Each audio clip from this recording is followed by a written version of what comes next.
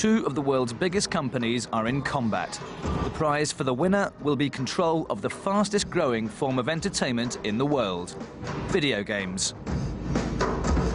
In one corner is the Japanese entertainment giant Sony.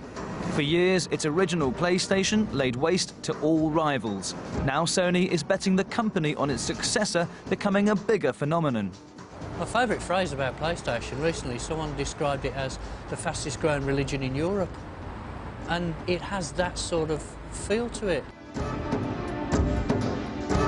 But now, bustling in with its own games console is an even richer, even more powerful rival: Microsoft. We absolutely believe we can be the #1 leader in that market space, no question. And we wouldn't be in the market if we didn't think that was possible. But failure could spell disaster for the world's most valuable company. It's big risk, both in terms of financial risk and in redefining Microsoft's brand and the way that people think about Microsoft. It could be an enormous step forward for us, but if we stumble, it'll be a painful and expensive misstep. Sony and Microsoft are locked in a high-stakes game, and on Friday, as PlayStation 2 is launched in the UK, a multi-billion-pound war starts for the heart of home entertainment.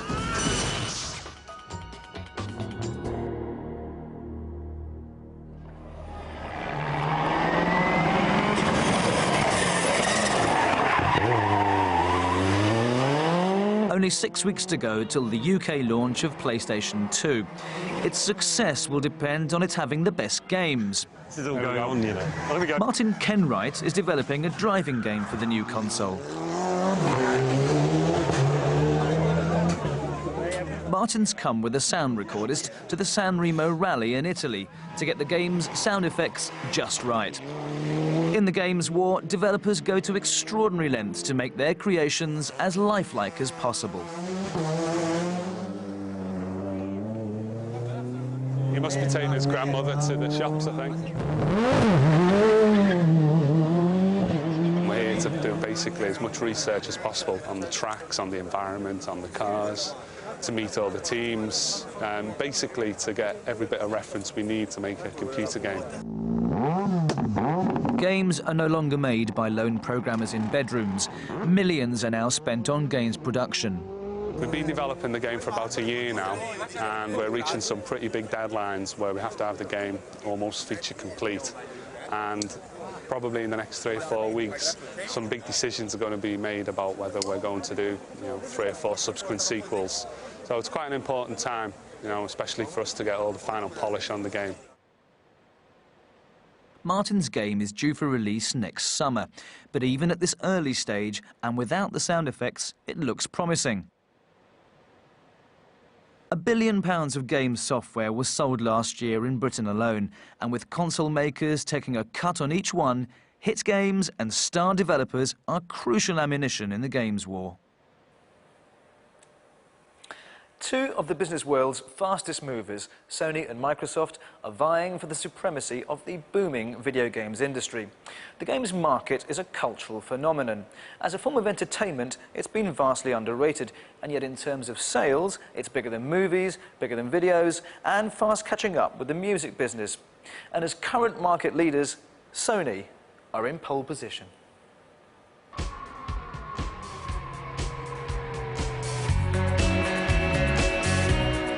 Downtown San Francisco, Sony's Metreon Center. The release of PlayStation 2 has been staggered around the world. Now, 5 weeks before the UK launch, America has its turn.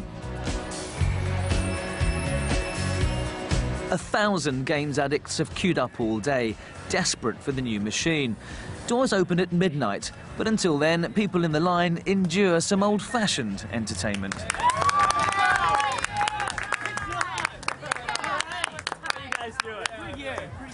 You guys are close to the front of the line, aren't you? We're getting there, yeah, we're about 40th. So. About 40th. So when did you have to get here in the morning to be 40th in line? About 6:30. About 6:30 in the morning, so you guys have been waiting well over 12 hours for this new PlayStation. The new console is Sony's most important product ever. At its peak, the original PlayStation accounted for 40% of Sony's profits. These are all being ready for the people outside who've been waiting for a while, so when they get in here, they'll be ready to go as soon as The first PlayStation still dominates the $20 billion global games market. The new console has to deliver this and more. So far, so good. Well, we're obviously very excited, and I have to say it's the biggest thing that we've ever done. I mean, PlayStation, when we launched in '95, was a huge success, but is a scale so much less significant than on PlayStation 2.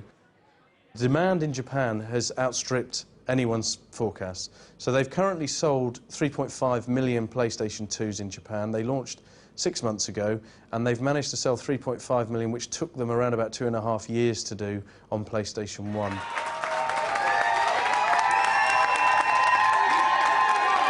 First in line is Paul Krivsda. Young, cash-rich, and with ample free time, he is the perfect PlayStation customer for Sony.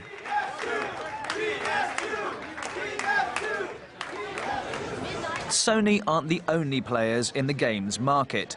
Two other Japanese companies, Sega and Nintendo, are also in the business, but they have sold mainly to children.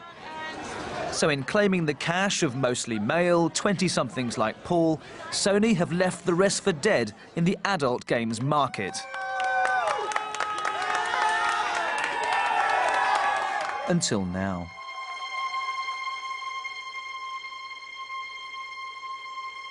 PlayStation's grip on this grown-up market is about to be challenged by the richest kid on the block. In just over 25 years, Microsoft have risen to the top of the personal computer business. 90% of the world's computers use their software, and they have a stock market worth of over $300 billion. Now, the world's most valuable company want to conquer the games machine business, and they don't like losing.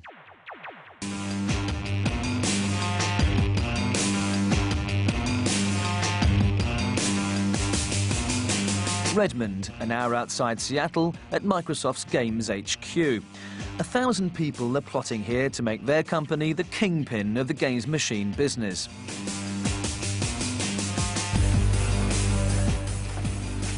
Jay Allard, a 31-year-old multimillionaire, is not exactly a typical corporate executive, but he's been charged with developing Microsoft's rival to PlayStation 2, the enigmatically named Xbox. I think Xbox is critical to Microsoft. You know, if you look in your everyday life, how important is fun as a component of your success in life? It's critical. People that don't take themselves, don't have a sense of humor or take themselves too seriously usually aren't the most happy and successful people. Similarly, I think Microsoft is taking itself a little too seriously these days, and it's time for us to break out, be a little bit more fun. And this prototype is what Microsoft's image of fun currently looks like.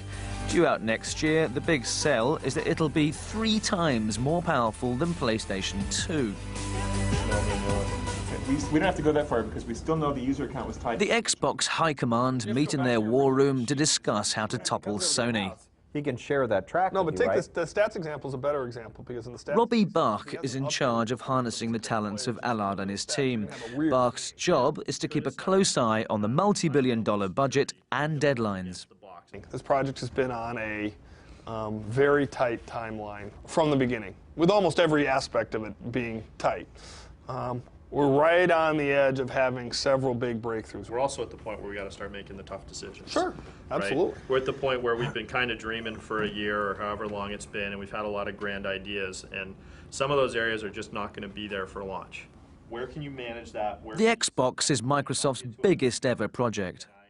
If you compare it to something like Windows 95, this will be dramatically bigger than that in terms of our focus, our effort, and our intent to be successful. Obviously, Windows 95 at the time was a big event, but when you look at what we're trying to do, we're trying to reach consumers around the world with a new message and a new product. That's going to take a scale and a commitment and effort that Microsoft's never done before. Over the short lifetime of the video games industry, the technical capacity of the machines has improved rapidly. Year on year, consoles have provided clearer graphics, better audio, and more exciting experiences for the player. Games technology, and which company boasts the best, is then a key battleground for both Sony and Microsoft.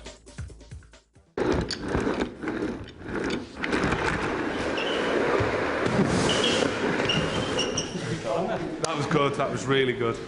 Well done. Games developer Martin Kenwright is getting closer to a crucial meeting with Sony to discuss progress on the rally game. Today, he's in a studio trying to simulate the panicked reaction of spectators to cars swerving into them. It's not too bad. A series of infrared cameras pick up the movements of reflective balls on a bodysuit. That is then translated onto a computer screen. What we're trying to do is, you know, the whole idea of a car coming at 100 miles an hour is it's got to get out the way. But, you know, your first instinct, you're going to dive like a goalkeeper, and it'll look, you know, a little bit false. So you've got to kind of put all the mass, all your body weight up into the top half of your body and literally just throw yourself across the way. No arms. Just no arms, no legs, and don't think about your landing. You'll be safe. Trust me, you'll be okay.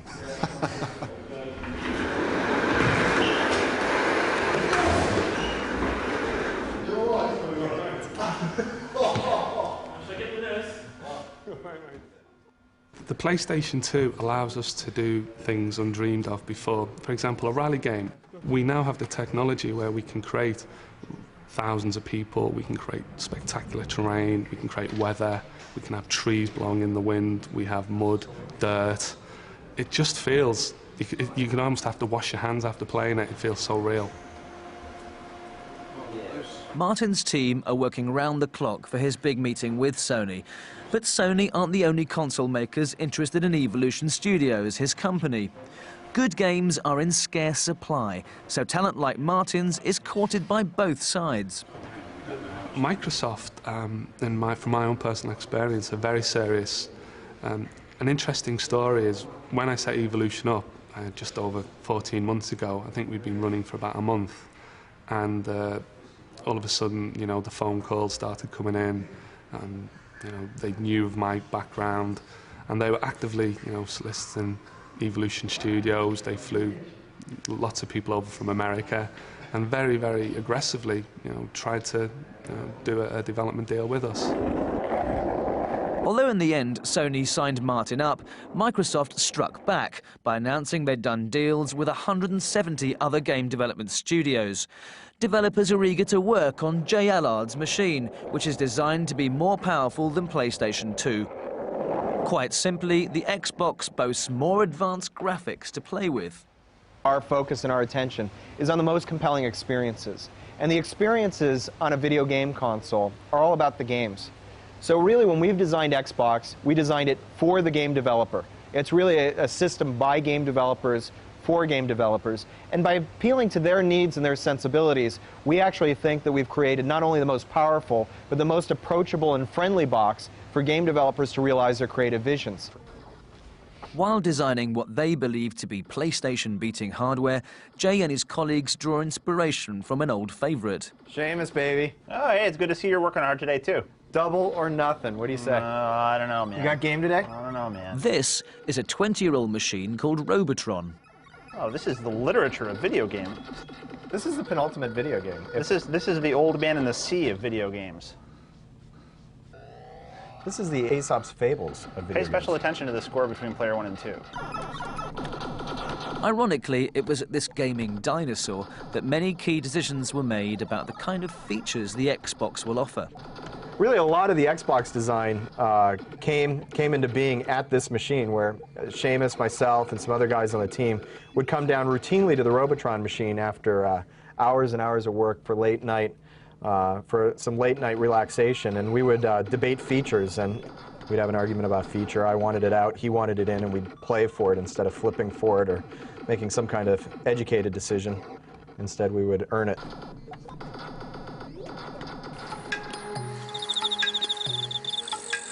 Early games like this, in development for the Xbox, show Jay's late nights may be paying off. The sword has been drawn. Microsoft want to beat Sony at their own games. Technology is not the only arena in which video games companies compete. Because when two of the world's most powerful businesses clash, it's credibility that becomes an issue too. And when the customers that both Microsoft and Sony are targeting, young, style-conscious adults, a notoriously fickle consumer group, it's clear that branding and image become critical. the Brixton Academy in London.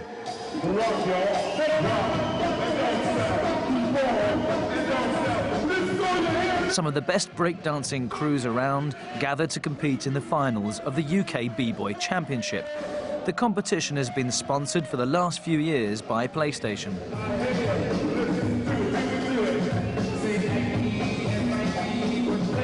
Alan Welsman was one of PlayStation's earliest employees. In 1995, he masterminded the UK launch of the original PlayStation. Now he's steering through the British release of the new model. The reason we get involved in sponsorships like this is because they are really at the cutting edge of youth culture. We've done an awful lot of it since the launch of PlayStation, ranging from snowboarding, breakdancing, skateboarding events, to festival culture and putting on our own events as well that have revolved around gaming culture. So that's the kind of things we've done in the past, and they're the kind of things, I think, where you gradually grow respect with the audience that you're marketing to.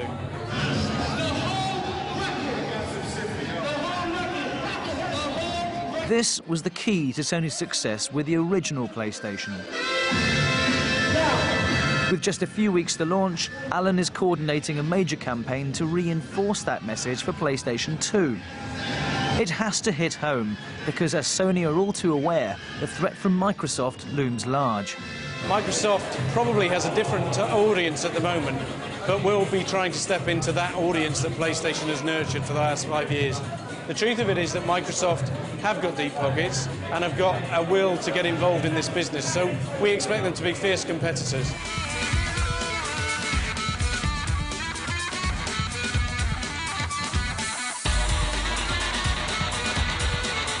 A fortnight after the breakdancing and 3 weeks to go till PlayStation 2's launch, Alan Welsman and his colleague Darren are in Los Angeles.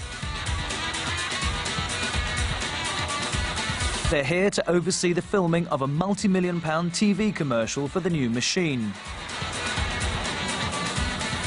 It's built around what they imagine to be a hip but mysterious new concept, the third place. It's all about the fact that the third place is something that's unique to the individual, and that's the whole point. It's different. Exactly. It's everybody's own personal idea. What I really like is the fact that it's that thing where you really aren't sure that and what we're going to get is it's going to definitely make the consumers feel that they won't be 100% sure of exactly what it is or whether it's good or bad. It'll really disorient people and make them feel slightly uncomfortable, which, of course, for the audience we're going for is exactly what we're after. The ad is being directed by Hollywood legend David Lynch, creator of Blue Velvet and Twin Peaks. Like that. And you got to see Jason. It's all got to be orchestrated, Gary. Put your thinking cap on. Then stop, and then whip it out with the face. Wow, Gary, jeez. It's Lynch's task to visualize the third place, a dimension somewhere between reality and fantasy, the PlayStation experience. A baffled Alan Welsman lets the movie magician loose with his tricks. That's good, Dave. Okay. Fire! Okay. This is so beautiful. If it's not too clear what it's about, then Lynch must be doing a good job. Excellent work, everyone.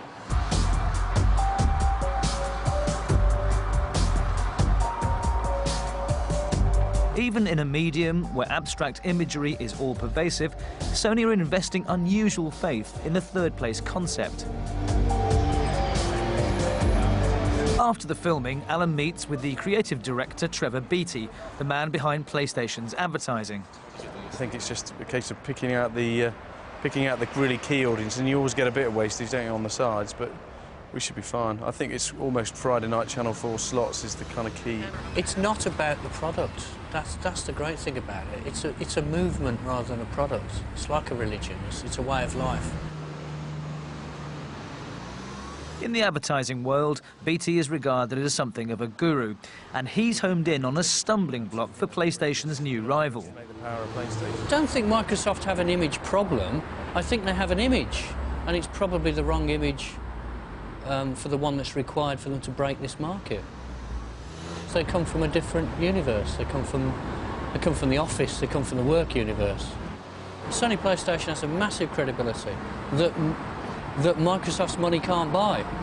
You know, you can throw money at the problem, but it takes years of quality output to put yourself where PlayStation are. In Seattle, Microsoft is monitoring the PlayStation launch. They have a $500 million marketing budget. But will it be enough to overcome a fundamental disadvantage? We don't have the real thing here, but we have some early work. Microsoft are simply not cool with their target audience. And one obvious reason for this image problem is their founder and figurehead, Bill Gates, a point they first addressed when the Xbox project was unveiled earlier this year. Let me help you to accessorize a little bit here.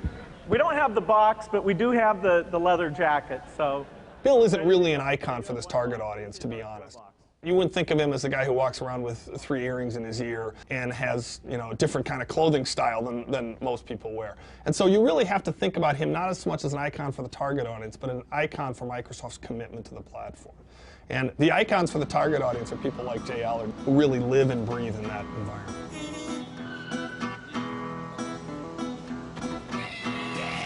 Nighttime in central Seattle and multi-millionaire man of the people, Jay Allard is still hard at work.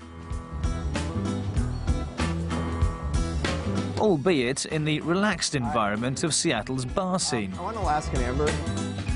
These are people that are very passionate and grew up on video games and are looking for the next generation experience.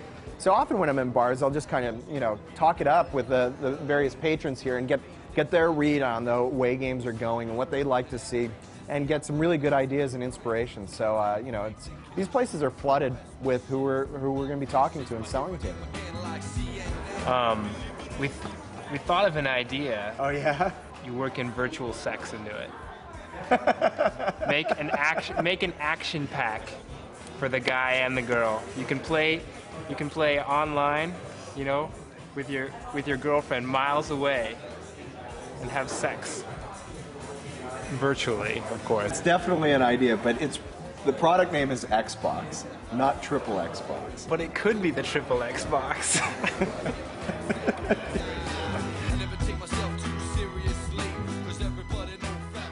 I'll tell them a little bit about Xbox, and they'll say, well, what company is doing it?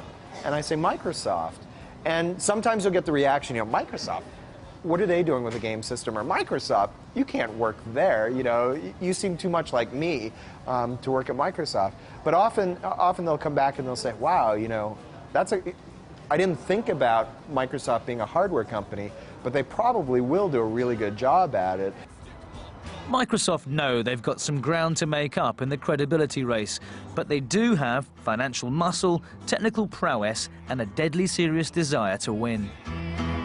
We absolutely believe we can be the #1 leader in that market space, no question. And we wouldn't be in the market if we didn't think that was possible. Even though dominance of the video games industry adds up to very big business indeed, there's an even more lucrative prize at stake here. Games consoles have become so sophisticated they can function on more than one level. Sony have declared as much. PlayStation 2 isn't called a games console, it's called a computer entertainment device. Basically, Sony want their baby to run your living room and suck you into a world of joined-up home entertainment. Back at their showcase Metrion Center in San Francisco, Sony are keen to offer you a glimpse of their vision of the future. And it's more than just about games. PlayStation 2 has a built-in DVD player, and you can link up other devices through it. You'll be able to connect your camcorder to it, or a digital camera, or any home recording device, and a mini disc, something like that. You can connect all of these, so if you wanted to record yourself and put yourself into a game, or use some software on PlayStation 2 that allows you to compile home videos, whatever, you can do that through the PlayStation 2. But much more than this, PlayStation 2 will have internet access, so information and entertainment can be downloaded from the web and experienced via the once humble games console. PlayStation 2 is probably the key component of its strategy to build into this networked entertainment world. The world where you can download the movies of your choice and the music of your choice. It's vitally important for that, as, if you like, as a Trojan horse in the living room to provide that to consumers. Microsoft are more circumspect about their long-term plans for the Xbox, sticking to the line that it's really just a machine to play games on. They say Sony are barking up the wrong tree. I actually would argue that the console market isn't drifting that way. I think there's a phrase we use where we say technologies converge but devices don't. And in fact, in the technology that's going on in this space, things are converging. In fact, our Xbox is based very much on a very traditional PC architecture design. So that technology is converging, and that's good. But the device itself, the box, has to be very dedicated to what you want to have happen in a game. Because otherwise you get what I call the toaster telephone, which is an interesting device that technically you can produce, but the consumers don't really want. They want a great toaster and a great telephone, not some bad mix of the two. Right now, this appears to be a clear difference between the two giants. But it will surely disappear if the games console sitting under your TV does indeed become the nerve centre of home entertainment. Because in this new battle, the potential rewards could be immense. Evolution Studios just outside Liverpool, and it's Judgment Day. The men from Sony have arrived to inspect Martin Kenwright's new creation. The rally game's not finished yet, but they are looking at the culmination of a year's work. Will they like it? How do the crowd know? I guess they're listening to the radios or whatever to see who's coming through now. No, what happens is the marshals whistle, and this is what you hear. They see the helicopter overhead and search of the... In fact, the initial reaction from Sony is so positive they want to buy a sequel, even before the first game's finished. In the end, they know it's good games that will allow them to make the most of their few months' head start over Microsoft. Sony are relying on developers like Martin to come up with the goods. It's as big for Sony as it is for us. This is probably one of Sony's biggest titles for next year. The driving sector is probably one of the biggest sectors, if not the biggest, in games. And we're developing essentially the pillar title for them. And I think in the armory, if wants for a better expression, with the battle with Microsoft, I think we're going to figure pretty highly. In games parlance, the Microsoft versus Sony fight is set to be the mother of all beat-em-ups. In its brief existence, this business has proved to be volatile. Failure will spell loss of face and financial catastrophe. Victory will mean the winner makes itself a permanent guest in your living room.